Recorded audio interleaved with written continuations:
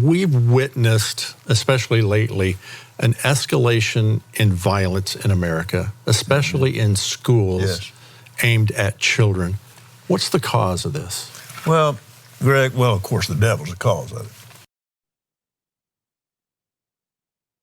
We've witnessed, especially lately, an escalation in violence. Kenneth Copeland. We're going to watch more of that in a second. It gets kind of weird, but this was a part of an hour-long special about school shootings, and Copeland insists that he heard directly from the Lord Jesus Christ that this is all happening. So let's watch that.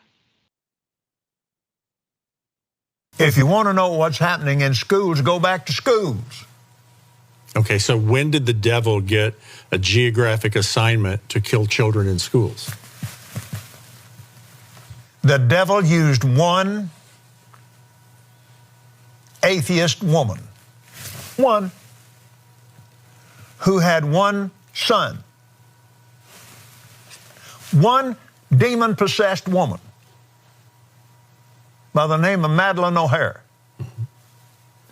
and her son, and Supreme Court people that didn't have what it took to stand up against her. And because of that one woman, today we don't have Bibles in school. We can't pray in schools anymore. The devil used that woman to cripple our schools and open the door to the schools, and now the devil's going in there and killing children in schools. If you want to know what's happening in schools, go back to schools. That's why the schools are getting shut up. All right, let's pause here. Cenk, what do you make of all of this? Yeah, so we're about to show you that perhaps it might not be the devil, it might be the guns. But to be fair, the people who sell those guns are pretty goddamn evil. But before we get there, I just want to hypothesize, as Copeland does. Copeland says the devil is real, and the devil took over Madeline O'Hara's body and got religion out of schools, as the United States Constitution demands. So I don't know if the devil was also in George Washington, Thomas Jefferson, James Madison, when they said, "You shall not establish a religion." He didn't mention that part. Okay, but I have a counter theory. My theory is that as long as we're making stuff up, why not, right? My theory is that Kenneth Copeland is the devil. Now think about it. You think the devil would be against religion? No, that's too obvious. He would have a much better strategy. His strategy would be to go inside religion and destroy it from within. Pretend he's in favor of it, cause rot within the institutions, and have them collapse of their own weight. If the devil existed, he would almost certainly be a pastor. I mean, if you're being smart about it, and the devil's pretty smart. And then what would he say? What did Jesus Christ say? He said, "Give away all of your worldly possessions to the poor and come with me." And when you do, by the way, no problem, you're going to get eternal salvation. But a rich man cannot get into heaven.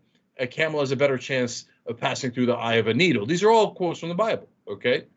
Now, what does Kenneth Copeland say? He says, no, money is God. Money is great, and you need to take all that money and not give it to the poor, but give it to me so I could fly around in private jets and luxury. Well, he sounds like the money changer that Jesus threw out of the temple. Look, if demons exist and the devil exists, it is almost certainly Kenneth Copeland. I support it. New conspiracy theory that I believe in. Until we have evidence for that, let's look at the evidence of the correlation between the prominence of guns and the prominence of gun deaths in America. According to a 2018 small arms survey, America has nearly 400 million guns in the hands of civilians. That does not include the military and the police. So you can see the population there on the light brown line, 326 million people, but 393 million guns. That means for every 100 people in the United States, there are about 120.5 firearms, by far the highest rate among the world's wealthiest countries. Let's look at this graph. You can see the United States in the far left black bar and every other country in tan to the right. So we are outpacing them tremendously. According to the Congressional Research Service, there are roughly twice as many guns per capita in the United States today as there were in 1968. And the production of guns in the United States has tripled since 2000. So we know that we have a lot of guns, but does that number correlate with gun violence? Well, let's compare the US to other countries around the world. So this is an amazing graph where you can see the outlier in the top right. You might miss it because it's not with the rest of the cluster, is the United States. You can see guns per 100 people on the bottom x-axis there, and on the y-axis on the left, gun-related deaths per 100,000 people. So when we look at deaths per capita and the amount of guns we have, very clear correlation here with the United States up on the far right. But to be fair, gun violence over time has gone up and down since the 60s, but has increased sharply over the past decade or so. And you can see U.S. gun suicide and gun murder rates have increased in recent years, but remain below past highs. So mass shootings, on the other hand, have absolutely skyrocketed. This graph is astounding. You can see between 1966 and 75, there were 12 mass shootings. Between 2011 and 2020, there were 160.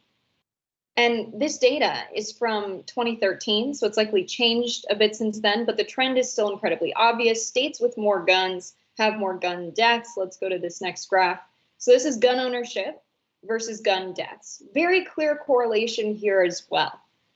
Super obvious that when you see the percentage of adults that have guns increasing, you also see gun deaths per 100,000 residents also increasing. This data is coming from the World Economic Forum there. We've reporting from Vox that a 2014 review of the research published in the Annals of Internal Medicine found that access to firearms was associated with a doubled risk for homicide and a tripled risk for suicide. A 2017 piece also ran through the evidence, concluding that gun ownership was associated with a higher risk of homicide, suicide, and accidental shootings. So it tracks that the number of guns in the United States has multiplied. Gun violence in schools has gone up too. But of course, we could have all prevented this if we could have only prayed in the schools. Yeah. So the reason that gun violence has been going up and down is because there's two different factors that are battling one another. Mass shootings are way up, as we showed you in the chart, but crime overall has been going down for decades. So since crime is going down, that's bringing down robberies, carjackings, but also murders. And so those are the two factors at play. But Copeland was talking about school shootings, which are mass shootings.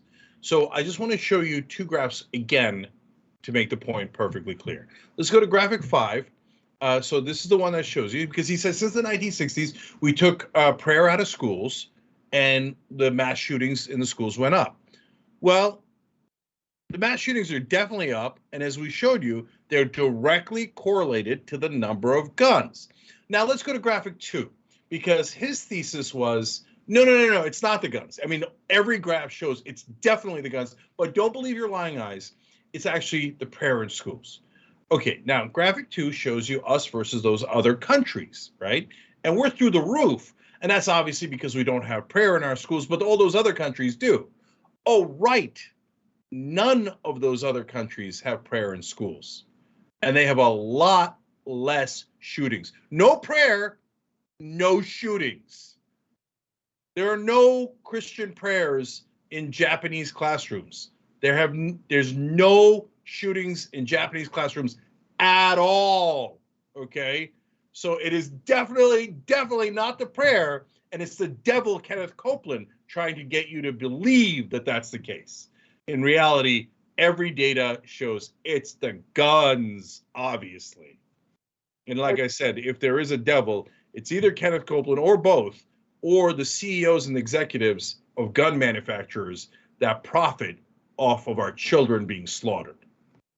Yeah, the devil, the gun lobby, the people on online forums that are radicalizing young people who are terribly lonely. There's not a lot for young people to do in the United States. Our public education system isn't very good, and the internet is hardly regulated. So many people get radicalized online. So many of these mass shooters are deep in the online forums where they encounter things like great replacement theory. And we have people like Andy Biggs in Arizona saying the reason he supports people having semi-automatic weapons is to fight the invasion over the southern border.